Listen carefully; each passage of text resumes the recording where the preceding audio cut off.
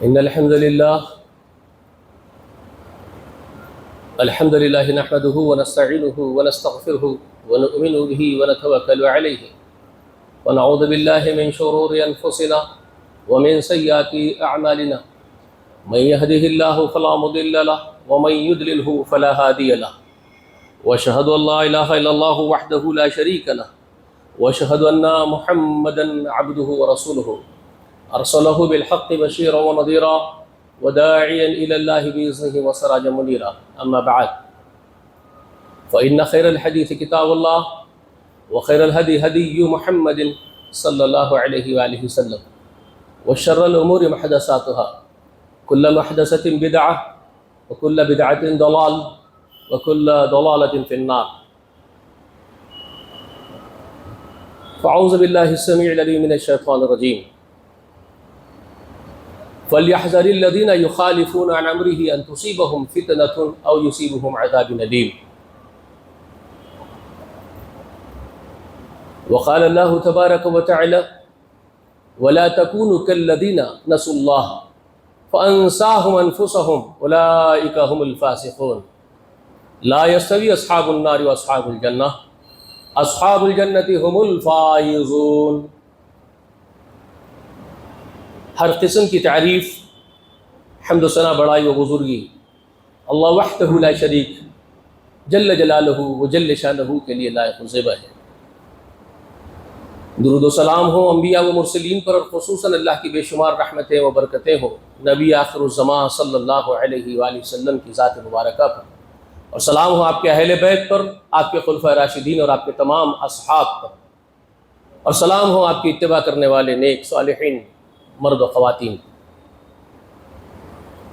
سامعین و سامعات، رب العالمین نے اس دنیا فانی میں ہم سب کو امتحان کے لیے بھیجا ہے۔ اس زمین کی پشت پر ہم کو رہنا اس لیے ہے کہ ہم سب اللہ کے بندے، اس کے غلام بن کر کے رہیں۔ اس کے سوا کوئی اور مقصد ہمارے زمین پر رہنے کا نہیں ہے۔ وما خلقت الجن والانس الا ليعبدون۔ اور یہی اللہ کی بندگی اور عبادت کے طریقے اور سلیقے سکھا دینے کے لیے ہر زمانے میں اللہ تعالیٰ نے انبیاء کو مبعوث فرمایا۔ بالآخر محمد رسول اللہ صلی اللہ علیہ وآلہ وسلم کے ذریعے سے جو دین اللہ تعالیٰ آدم ذات کے لیے یا جناتوں کے لیے بھی جو پسند کرتا تھا، اس کو اکمل فرما دیا اور اپنی نعمت اتمم فرما دی۔ اور اب جب تک قیامت نہیں ہوگی اس وقت تک طریقہ محمد ہی دین اسلام ہوگا۔ تو جو لوگ بھی طریقہ محمد پر زندگی گزاریں گے وہ اللہ تعالیٰ کے بھیجے ہوئے دین پر جئیں گے اور اخروی زندگی میں کامیاب ہوں گے، اور جو اس کو فراموش کر دیں گے، اس دین پر نہیں زندگی گزاریں گے، اپنی منمانی منچاہی یا کسی اور کی چاہی زندگی گزاریں گے، تو ان کا حشر پھر بہت برا ہوگا۔ یہ دو ٹوک بات ہے جو سمجھنے کی ہے۔ اس دنیائی زندگی میں بھی خیر و شر، مصیبتیں، راحتیں اللہ نے انسانوں سے اور جناتوں سے وابستہ کی ہے۔ اگر انسان یہ چاہتے ہیں کہ دنیاوی زمین کی زندگی پر بھی راحتیں دستیاب ہوں، خوشحالی میسر آئے، سکون و چین کی زندگی زمین کی پشت پر بھی گزر جائے، تو اللہ تبارک و تعالیٰ نے ایک اصول بنایا ہے، الا بذکر اللہ تطمئن القلوب۔ خبردار اپنے رب کے ذکر میں رہو، اس کی یاد سے وابستہ رہو، اس کے احکام کی پابندی کرتے رہو جو اس نے بھیجا ہے نبیوں کے ذریعے سے، اور بالخصوص اب محمد کے ذریعے سے، صلی اللہ علیہ وسلم کے ذریعے سے۔ اگر تم اس کو پابندی کے ساتھ پکڑے رہو گے تو تطمئن القلوب، تو یاد رکھو دلوں کا اطمینان اسی کے ساتھ وابستہ ہوگا، تم سکون اور چین کی زندگی گزار سکتے ہو۔ لیکن ومن اعرض عن ذکری فإن له معیشۃ ضنکا، سورۃ طٰہٰ میں اللہ تعالیٰ فرماتے ہیں، موٹی موٹی بات بہت اچھے انداز سے سمجھانے کی کوشش کر رہا ہوں، جیسے کہ جمعے کا خطبہ ہے، جلدی جلدی کچھ باتیں بتانی ہیں، آپ لوگ ذہن نشین کر لیجئے، یہ میرے لیے ایک انعام ہوگا اگر آپ سمجھ پائیں میری باتوں۔ انشاءاللہ میرے لیے ایک زاد راہ ہوگا میں کچھ لوگوں کو سمجھا سکا۔ غور سے سنیے گا۔ اگر دنیاوی زندگی میں اطمینان کی زندگی چاہتے ہو، پرسکون زندگی چاہتے ہو، تو پھر تطمئن القلوب کس کے ساتھ وابستہ ہے؟ تو الا بذکر اللہ، اس کو یاد رکھ لیجیے۔ اللہ کی یاد کے ساتھ، اللہ کے ذکر کے ساتھ، اللہ کی اس کے رسول کی اطاعت کے ساتھ تمہارے لیے دنیا میں خیر اطمینان وابستہ ہے۔ ومن اعرض عن ذکری، یہ سورۃ طٰہٰ میں اللہ فرماتے ہیں کہ ومن اعرض عن ذکری فإن له معیشۃ ضنکا، تو پھر یاد رکھ لو جو اللہ کے ذکر سے، اللہ کی یاد سے ہی منہ موڑ لیتا ہے، روگردانی کرتا ہے، اپنی منچاہی زندگی گزارتا ہے، رب چاہی زندگی کو چھوڑ کر کے خود کے منچاہی زندگی، نفس کی اطاعت، نفس کی پرستش، نفس کی خواہشوں کو پورا کرنے میں لگ گیا ہے، یا پھر کسی اور کو، اپنے بزرگوں کو، اپنے ولیوں کو، اپنے پیروں کو، اپنے مرشدوں کو، یا اپنے ہی اکابرین کو، یا اپنے ہی خانوادے کے بڑوں کو، باپ دادوں کو خوش کرنے میں لگ گیا ہے، اور اللہ تعالیٰ کی مرضی کے خلاف ان کی مرضی کو اہمیت دے رہا ہے، مہتو دے رہا ہے ان کو، اور انہی کی اچھا انوسار زندگی اور جیون گزارنا چاہتا ہے، اپنے ہی پرکھوں کے اچھا انوسار، اپنے ہی بڑوں کے اچھا انوسار جیون بتانا چاہتا ہے، تو بتا لے۔ پرماتما نے، ایشور نے جو کچھ نازل کیا ہے وہ تیرے اپنے بھلے کے لیے، تو نے اس کو فراموش کر کے اپنے ہی لوگوں کو خوش کرنا ہے تو کرتا چلا جا، تیری اپنی مرضی کی بات ہے۔ تو جو اب ہمارے نازل کردہ کے خلاف اس سے منہ موڑ لیتا ہے ہمارے ذکر سے، فَإِنَّ لَهُ مَعِيشَةً ضَنكَ، تو پھر ہم اس کی زندگانی جو ہے تنگ کر دیتے ہیں، دنیاوی زندگی پر اس کی رہائی، اس کی زندگی کو ہم تنگ کر دیتے ہیں۔ معیشتاً ضنکا، اسے کیا مراد ہے؟ آپ لاکھوں روپے کا سوٹ تو پہنیں گے، بلکہ ہو سکتا کروڑوں کے سوٹ بھی پہن لیں گے، آپ روزانہ ایک سوٹ بدل لیں گے۔ آپ آج ہندوستان میں ہو، کل امریکہ میں ہو، پرسوں لندن میں ہو، آپ ساری زمین پر عیش بھی کریں گے، لیکن اس کے باوجود آپ کا قلب کا سکون آپ کو میسر ہی نہیں آئے گا، چاہے آپ کچھ بھی کرو۔ آپ روز مشروم کھاؤ، لیکن قلبی اطمینان آپ کو نہیں ملے گا۔ ممکن ہی نہیں ہے کہ آپ کو قلبی اطمینان میسر آ جائے۔ بے کلی کی زندگی ہوگی، آپ کے چہرے پر 12 بج رہے ہوں گے ہر وقت، جی ذرا آہٹ آ جائے تو آپ کے پسینے نکل جائیں گے۔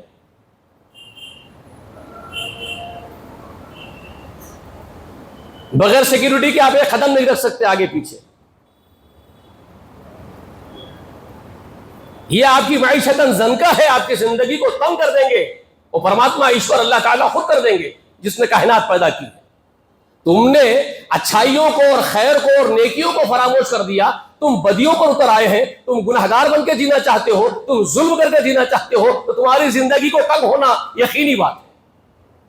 تم کو سکون اور چین کہیں نہیں ملے گا، زمین کی پشت پر کہیں نہیں ملے گا۔ تم کسی کو اپنے سمجھو گے، وہ اپنا بھی تم کو دھتکارے گا، تم جس کو مائی باپ بناؤ گے وہ تم کو کچلے گا۔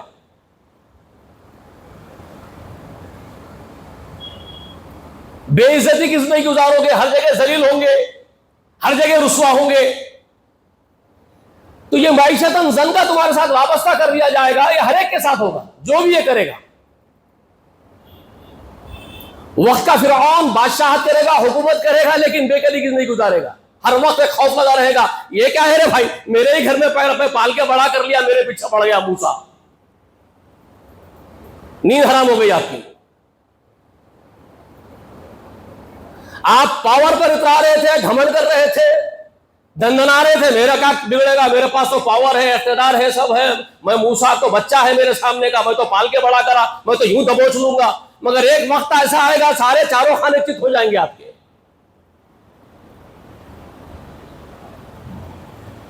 جی آپ اس وقت لبو لبو بم ماریں گے، چیخا ماریں گے، اب یہ کیا ہو گیا میرے ساتھ، میرا اقتدار کچھ کام نہیں آ رہا، یہ بچہ نکل گیا، اور اتنی فورس لے کر کے میں کچھ نہیں کر پا رہا ہوں۔ اب چیخا ماریں گے، اب میں ایمان لا رہا ہوں موسیٰ کے رب پر، ہارون کے رب پر، اب ایمان لا رہا ہوں۔ الان اب لاتا چل، کچھ نہیں ہوگا اس کے بعد کچھ ہونے والا نہیں ہے۔ تو یہ معیشتاً ضنکا کو یاد رکھیے، زندگی تنگ کر دی جائے گی اور برباد کر دی جائے گی، اور آخرت بھی برباد ہو جائے گی۔ وَنُحْشُرُهُمْ يَوْمَ الْقِيَامَةِ أَعْمَىٰ، اور پھر قیامت کا دن ہوگا تو ہم تم کو اندھا بنا کے کھڑا کریں گے۔ یہ تو قیامت کے دن ہوگا، نابینا اور اندھا بے نور بنا کے کھڑے کریں گے۔ چیخ چیخ کے پوچھے گا، ربی لما حشرتنی اعمیٰ وقد كنت بصیرا، پروردگار مجھے اندھا کیوں بنا دیے؟ کیوں اندھا بنا دیے مجھے آپ؟ میں تو دیکھنے والا تھا دنیا میں اور بصیرت والا تھا اور بہت دور دور تک دیکھتا تھا. ہاں اب تو انٹرنیٹ کے ذریعے دیکھتا ہوں, سیٹلائٹ کے ذریعے دیکھتا ہوں. اب میری جیسی بصیرت تو کسی کے پاس ہے ہی نہیں. میں تو اتنا دیکھتا ہوں کہ سارا زمین کا گولا, زمین پوری ایک گولا بن گئی میرے لیے, میں جہاں چاہوں وہاں دیکھتا ہوں. جی وہ تو ہمارے صدر محترم محسن میں کے آنگن میں جھانک کے دیکھ سکتے سیٹلائٹ کے ذریعے سے. ارے کہیں بھی دیکھ سکتا ہوں بھائی, میرے دیکھنے کی تو کوئی اب سیما ہی نہیں ہے. میں اتنا دیکھنے والا تھا دنیا میں. وقت کنت بصیرا, میں تو بہت دیکھنے والا تھا. نا پروردگار مجھے اللہ کہیں کو بنا دیا, بے نور کر دیا آج.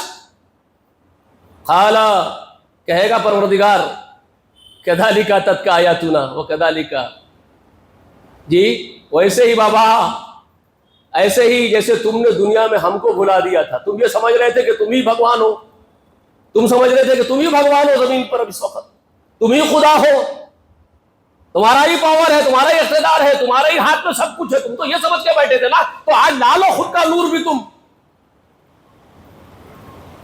ارے بابا سارا پاور تو کریٹر آف یونیورس کے ہاتھ میں تھا, اور تم نے کریٹر آف یونیورس کو ہی فراموش کر دیا تھا.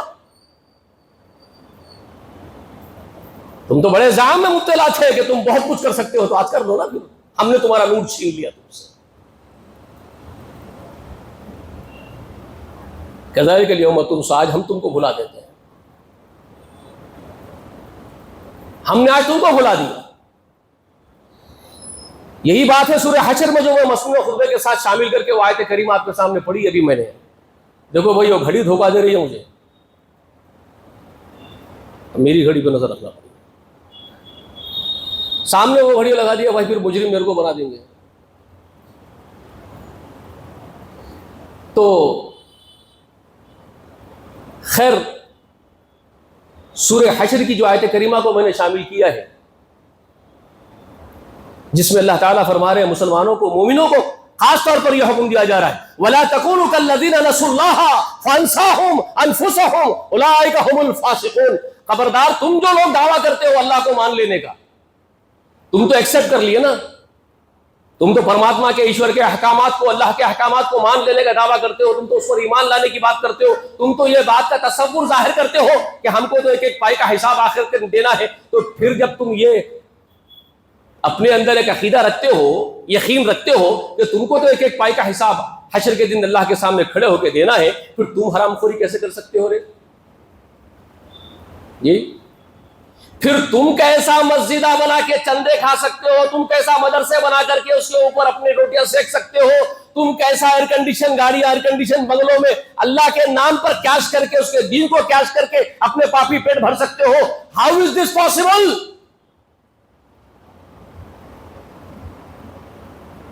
جی تم کیسے بھلا سکتے ہو پھر اپنے رب کو جو کہ سب سے بڑی قدرت والا ہے, اور انہ علیم بذات الصدور ہے, وہ تمہارے سینوں کے اندر کے بھی سوچ کو جانتا ہے, بھیدوں کو جانتا ہے, رازوں کو جانتا ہے. تم سوچتے بعد ہو, علم پہلے اس کو ہوتا ہے تم کیا سوچنے والے ہو.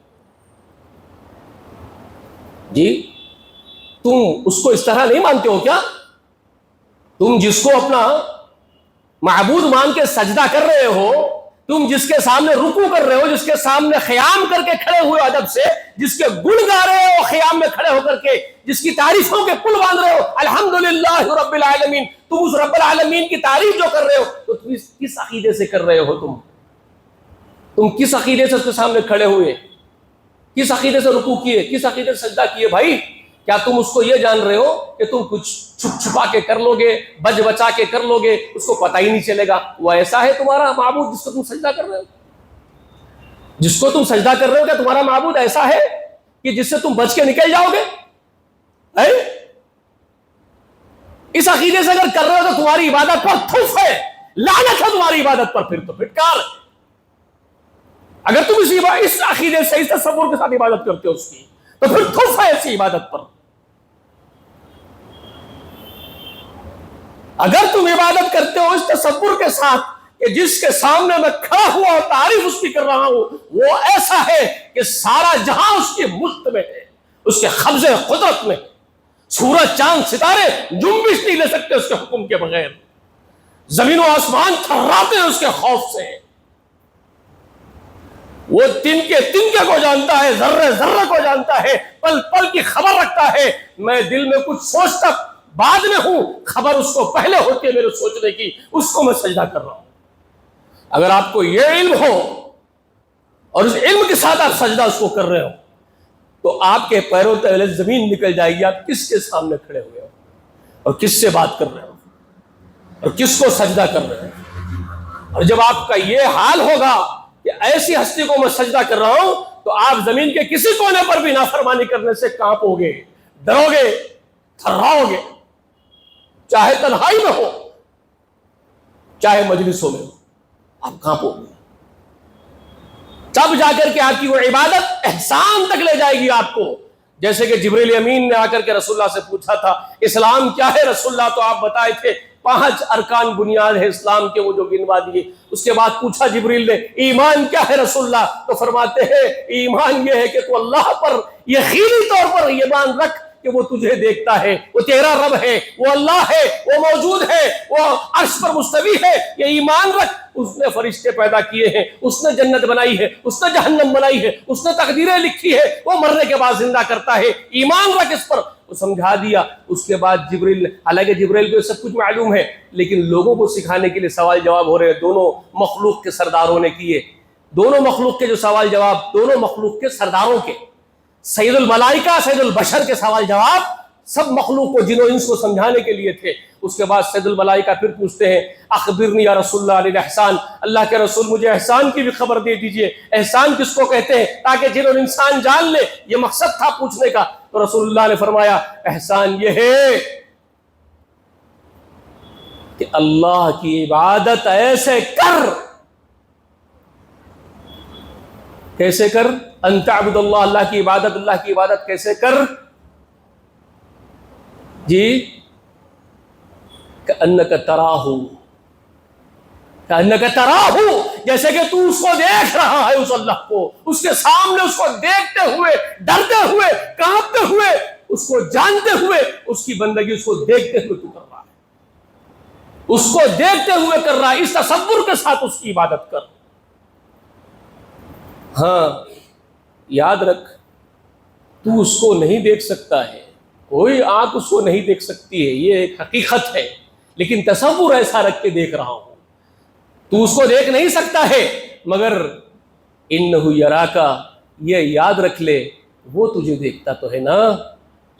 جب تو اس کے سامنے کھڑا ہوا، اس کی زمین پر چل رہا، اس کی زمین پر جی رہا، اس کی زمین پر پیدا ہوا، اس کی زمین پر مرے گا، تو تجھے تو لمحہ لمحہ تیرا رب انہ یراکا وہ تجھے دیکھ رہا ہے نا۔ جب تیرا یہ عقیدہ ہو جائے، یہ تصور ہو جائے کہ مجھے تو وہ دیکھ رہا ہے، مجھے تو وہ دیکھ رہا ہے، میں کہیں بھی بچا نہیں ہوں اس کی نگاہوں سے، تو پھر یہی ہوگا تیرا وہ احسان جو جبریل نے پوچھا احسان کیا ہے، تو یہ احسان ہے، رسول اللہ نے بتایا یہ ہے احسان۔ اور جب تو یہ بن جائے، ایسا محسن بن جائے، ایسا احسان والا تو بن جائے، تو پھر کیا ہوگا اے محسن، تیرا کیا ہوگا جانتا ہے؟ هل جزاء احسان الا الاحسان، سورہ رحمان میں اللہ فرماتا هل جزاء احسان الا الاحسان، پھر احسان کا بدلہ تیرے رب کے یہاں احسان کے سوا کیا ہوگا؟ پھر تیرے اس احسان کا بدلہ تیرے رب کے یہاں احسان کے سوا ہوگا کیا؟ تیرا رب تجھ پر احسانات کرے گا، وہ اکرام کرے گا، تیری عزت کرے گا، تیرے وقار کو بڑھائے گا، دونوں جہاں میں بڑھائے گا، زمین پر بھی بڑھائے گا، حشر میں بھی بڑھائے گا، یہاں بھی عزت بڑھائے گا، وہاں بھی عزت بڑھائے گا۔ لیکن تم نے وہ بندگی کی نہیں، اگر جو وہ چاہتا ہے تو دنیا میں بھی ذلیل ہوں گے، آخرت میں بھی ذلیل۔ یہ کیوں قرآن بار بار آپ کو دعوت دیتا ہے سیروا فی الارض وانظروا کیف کان عاقبۃ المجرمین؟ کیوں کہتا ہے قرآن آپ سے؟ یہ معاف کیجیے گا، ذرا سختی ہو جاتی ہے تو مجھے درگزر کر دیجیے گا، اور سختی ہونا بھی چاہیے، میں سمجھتا ہوں بھئی جب حد سے گزر جاؤ تو سختی تو کم سے کم الفاظ میں تو ہو ہمارے، ہم سمجھانے کے لیے سختی تو کر دے تم لوگوں کو۔ جیسے ایک ٹیچر ہے، جانتا ہے، پڑھا رہا ہے، اپنے اسٹوڈنٹس کو سمجھا رہا ہے اور سختی نہیں کر رہا ہے، تو پھر وہ بچے تو آوارہ ہو جائیں گے۔ کچھ تو سختی ہونی چاہیے۔ اور وہ سختی یہی ہے نا، معاف کیجئے گا، قرآن پڑھتے کتنے لوگ ہیں ہم میں سے؟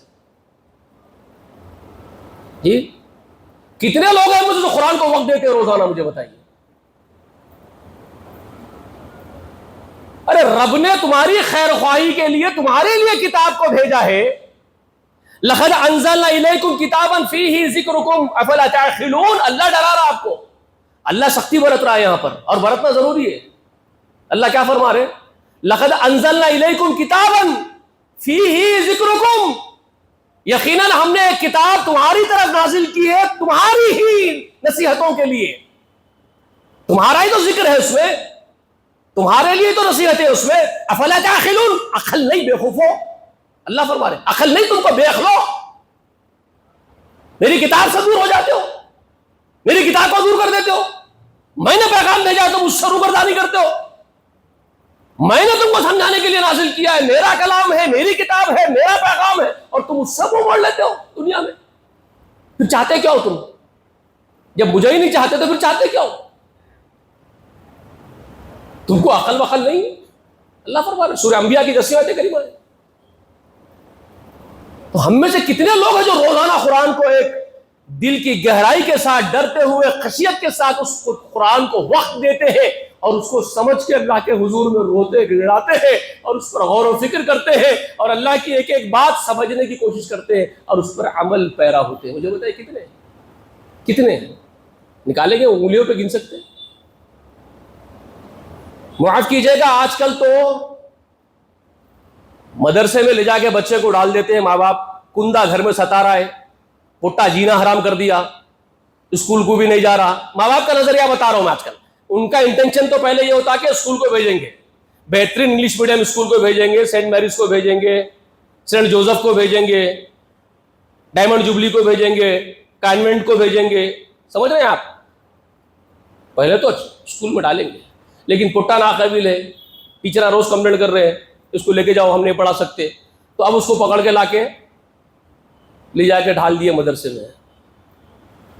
جی لے جاؤ بھائی اس کو مدرسے میں، دارالعلوم میں ڈالو، لے جا کے دارالعلوم میں ڈالے، یہ نظریہ بتا رہا ہوں کا جو کامن چل رہا ہے، ڈال دیے۔ اس کے بعد میں وہاں پہ جو ہے وہی لوگ ہیں جو اس کے جیسے ہو، بچے کے جیسے بڑے ہوئے، سو وہاں جو پڑھا رہے نا مستنڈ ہے، وہ بھی یہ پوٹا جیسا تھا، ویسی پوٹے تھے ان کے زمانے میں، ویسی 2700 بڑے ہوئے سو ہے، سمجھ رہے ہیں؟ ان کو معلوم ہے کیسا ہینڈل کرنا ہے، کیونکہ ان کو ہینڈل ویسی کرے تھے ان کے بڑے، تو ان کو معلوم ہے ایسے ہینڈل کرنا پڑتا ہے پوٹوں کو۔ تو آپ انہوں کھندل کے مارتے ہیں، موٹے موٹے لکڑیاں لے کے سوکھتے، رسیاں بن کے رکھتے پیروں میں، بیڑیاں ڈال لے کے، سمجھ رہے ہیں آپ؟ اور یہ بڑے ویسی چھوٹے پوٹے ہیں، دیکھ پڑھا دیے، لکھا دیے، پاس کرا دیے، سیلیبس ہو گیا، ان کا سرٹیفکیٹ دے دیے، سند دے دیے مدرسے کے، اب وہ حضرت بن گئے، بڑے عالم علامہ دہر سب بن جاتے ہیں۔ لیکن وہ جو مزاج جس پہ وہ ڈھلے ہیں بچپن سے بڑے ہوئے تک، وہ کہاں جانے والا ہے؟ انہوں یہ سمجھ لیے کہ یہ سیلیبس ہے، پڑھ لیے تو اب اس کے ذریعے سے بھی کیش کرنا ہے، یہ کیش کرنے کی وجہ سے تو پڑھا ہے نا ہمارے کو، اب اس کو کیش کرنا ہے، تو مدرسہ بنانا ہے، چندہ لانا ہے، بڑے بڑے مدرسے بنانا ہے، یو پی سے، بہار سے، ہر جگہ سے، کلکتے سے بچوں کو لے کے آنا ہے، ایک کمپا بنانا ہے، پوٹوں کو لا کے ٹھوسنا ہے، ان کے نام پہ چندے مانگنا ہے، مرغیاں بریانیاں مانگنا ہے، بکرے مانگنا ہے، سمجھ رہے ہیں؟ آدھا ان کو کھلانا، آدھا اپن کھانا ہے، یہ دھندا ہے نا ہمارا، یہ تو بنیں گے تم کو کیا معلوم ہے قرآن کیا ہے، کیا سکھایا؟ تم نے اصل قرآن کو پڑھا ہی کیا ہے؟ اصل قرآن کیا جانتے ہو تم؟ قرآن تم کو کیا بنانا چاہتا تھا، کیا انقلاب برپا کرنا چاہتا تھا، تم نے اس کو فراموش کر دیا، تم نے اس کو دھندا بنایا۔ جس انقلاب کو قرآن نے برپا کیا ہے، بذریعہ محمد کے، بذریعہ ابو بکر کے، بذریعہ عمر کے، بذریعہ عثمان کے، بذریعہ علی کے، بذریعہ معاویہ بن ابو سفیان کے، بذریعہ عمر بن عبدالعزیز کے، قرآن نے جو انقلاب برپا کیا ہے، تم نے اس کو اڈاپٹ کیا، تم نے اسی کو اڈاپٹ کیا۔ برا نہیں ماننا میرے بھائی، تم وہ ہو ہی نہیں جو اللہ چاہتا ہے، تم وہ نہیں ہو جو اللہ چاہتا ہے۔ تو پھر تمہاری مدد ہے زمین پر وہ کیوں کرے گا؟ تمہارے پورے کام کاج کا، بھاگ دوڑ کا، تگو دوڑ کا تمہارا انٹینشن تمہارا پیٹ ہے، تمہارا انٹینشن تمہاری معیشت ہے، تمہاری خوشحالیاں ہیں، تمہارے بنگلے ہیں، تمہاری گاڑیاں، تمہارے مفادات یہ ہے، تمہارے انٹینشن یہ ہے کہ تم کو یہ بنانا ہے۔ تمہارا انٹینشن یہ نہیں ہے کہ پیٹ پر پتھر بھی باندھ کر کے خندق کھودنا پڑے گا، انشاءاللہ تو کھودیں گے۔ تمہارا انٹینشن یہ ہے ہی نہیں، ہرگز نہیں۔ روز فاقے ہوں گے، پرواہ نہیں فاقے ہوں گے، میں تو وہ ہوں کہ میرا رب مجھے کھلاتا پلاتا ہے۔ تمہارا یہ انٹینشن ہے ہی نہیں۔ خیر، بہت کچھ کہنے کے لیے ہے۔ فَلْيَحْذَرِ الَّذِينَ يُخَالِفُونَ عَنْ أَمْرِهِ أَن تُصِيبَهُمْ فِتْنَةٌ أَوْ يُصِيبَهُمْ عَذَابٌ أَلِيمٌ۔ یہی بات ہے وہ سورہ نور میں ادب مصطفیٰ سکھایا۔ سورہ نور میں اللہ نے ادب مصطفیٰ سکھایا انسانیت کو، جنات اور انسانوں کو۔ فرمایا لا تجعلوا دعاء الرسول بینکم، جی کدعاء بعضکم بعضا، رسول کو بلانے کا طریقہ ایسا نہ اختیار کرو جیسے آپس میں ایک دوسرے کو بلا لیتے ہو بے تکلفی کے ساتھ۔ رسول کو کیا سمجھ کے بیٹھ گئے؟ کیا رسول تمہارے کیٹیگری کے ہیں؟ کیا میرے حبیب محمد تمہاری کیٹیگری کے ہیں؟ نہیں، بہت اسپیشل کیٹیگری میں سے ہے۔ ایک تو وہ منتخب جماعت، رسول و انبیاء کی جماعت میں سے ہے وہ۔ ایک تو یہ ان کی فضیلت سب سے بڑی ہے کہ وہ تمہارے عام کیٹیگری کے نہیں ہیں، وہ بہت خاص کیٹیگری میں سے ہے میرے پاس۔ ایک دوسرا، وہ نبیوں میں بھی سوالات، نبیوں میں بھی اولو العزم میں سے ہیں، بہت اونچا مقام رکھتے ہیں۔ اور ایک بات، اولو العزم میں بھی سب سے اونچے مقام پر ہے، جانتے ہو؟